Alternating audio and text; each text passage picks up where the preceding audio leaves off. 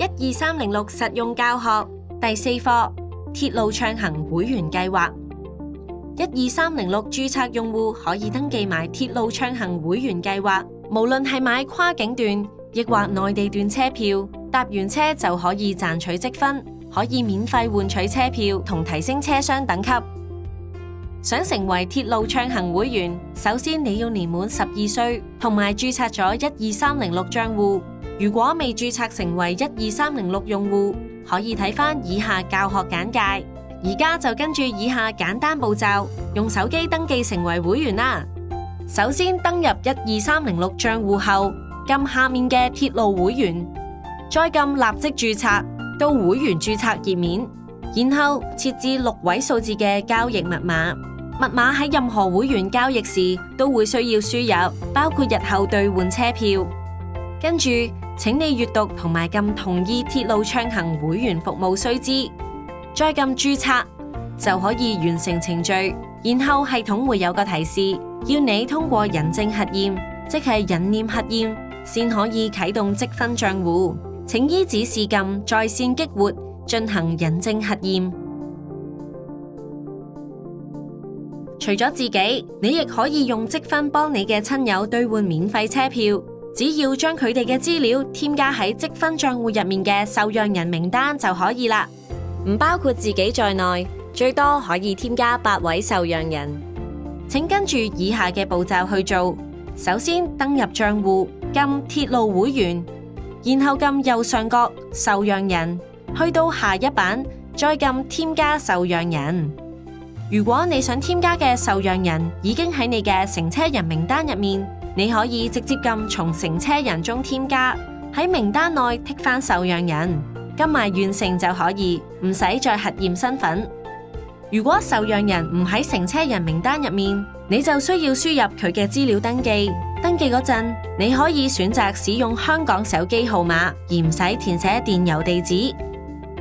而添加之後，系統會進行身份驗證，成功驗證之後60日就生效。到時你就可以幫佢哋換免費車票。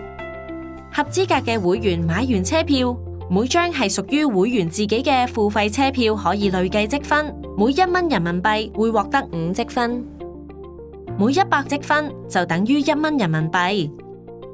舉個例子，搭7次由香港西九龍站去廣州東站嘅2等座高鐵，成人車費每程係215蚊人民幣。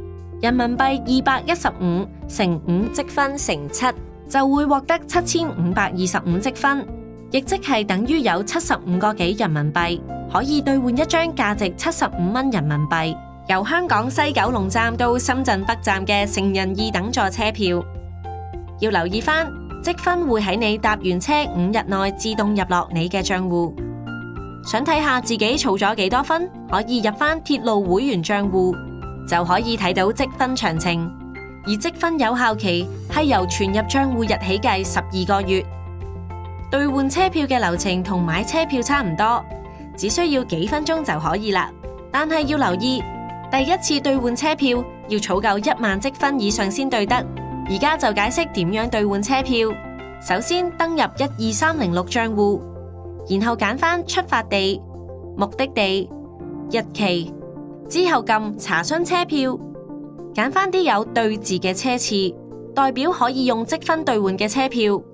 揀好咗，喺輸入乘車人資料嗰陣，留意返需要喺積分受讓人入面剔返乘車人，千祈唔好喺選擇乘車人入面剔，否則就要俾錢買車票㗎喇。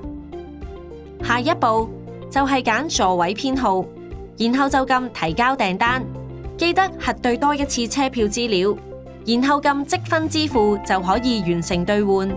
提提你，免費車票要全數用積分支付，如果唔夠積分，差額係唔可以俾錢補返㗎。如果你想同時兌換免費車票同自費買車票，記住分開2張訂單。兌換嘅車票你都可以改1次票，但係改票嗰陣要留意以下幾點。第一，車票係唔可以更改車站。第二，更改嘅車票都要符合以積分兌換嘅車次，即係有個對字嘅車次。第三，如果新嘅車票票價高過原本嗰張，你需要用積分去補返差額。但係如果新嘅車票票價低過原本嗰張，就唔能夠退返差額。第四，改票嘅時候，系統會收取1000積分作為服務費。最後提提你，免費車票係唔可以退票，建議你確認好行程先兌換車票。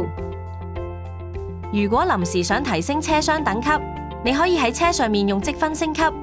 例如你有一張由香港西九龍去深圳北嘅2等座車票，想改坐1等座，票價差額係45蚊人民幣，即係你可以用4500積分升級去坐1等座。聽咗咁多，賺分換車票同提升車廂等級真係好容易，快啲登記鐵路暢行會員計劃，實行多搭多賞，換取免費車票或者提升車廂等級。